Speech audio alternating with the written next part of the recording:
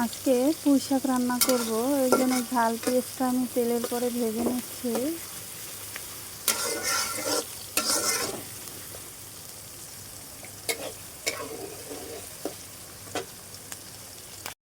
এখানে আমি শাকগুলো ভালোভাবে ধুয়ে কেটে নিয়েছি আর ডাঁটাগুলো আলাদা করেছি। পুঁই শাকটা আমি ছোট চিংড়ি দিয়ে রান্না করব, এজন্য এখানে দিয়ে দিলাম ছোট চিংড়ি।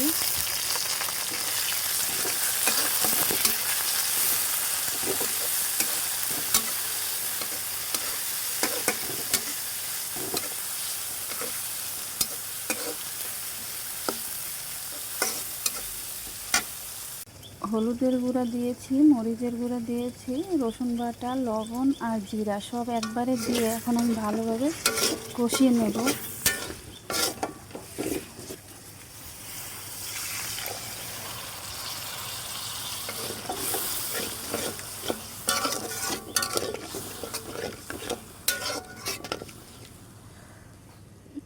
গুঁড়ামরিচের পরিমাণটা কিন্তু খুবই অল্প করে দিয়েছি, যেহেতু শাকে গুঁড়া ঝাল না দিলেও চলে।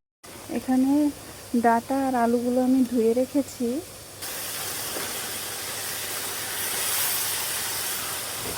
ডাঁটা আর আলুগুলো আমি ভালোভাবে কষিয়ে নেব।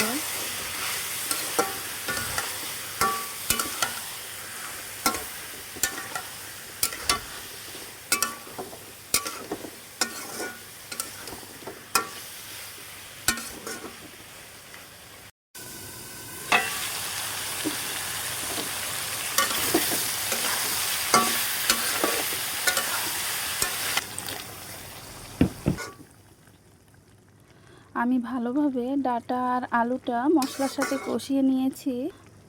ডাঁটা আর আলুটা কিছুটা সেদ্ধ হয়ে আসবে, তখন শাকগুলো এখানে দিয়ে দেব।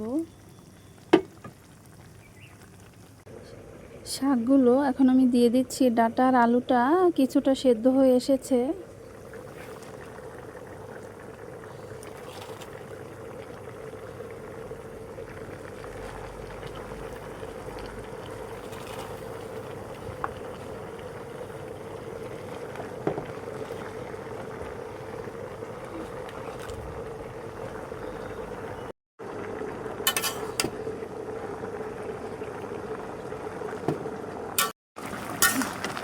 কিছুদিন আগে আমার ছোট যা রান্না করেছিল, ডাঁটা আর আলুগুলো আগে কষিয়ে তারপরে পুঁই শাকগুলো দিয়েছিল। শাকটা খুবই ভালো হয়েছিল, এর জন্য আমিও চিন্তা করলাম আজকে ওর মতোই রান্না করি।